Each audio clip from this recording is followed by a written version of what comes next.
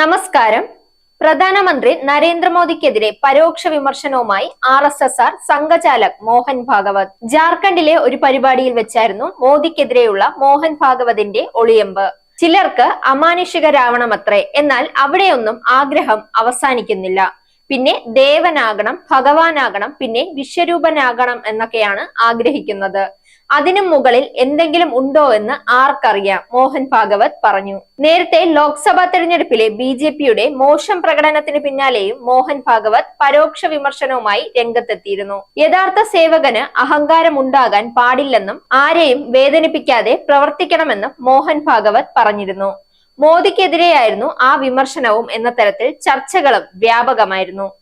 Zag news, Thiruvananthapuram.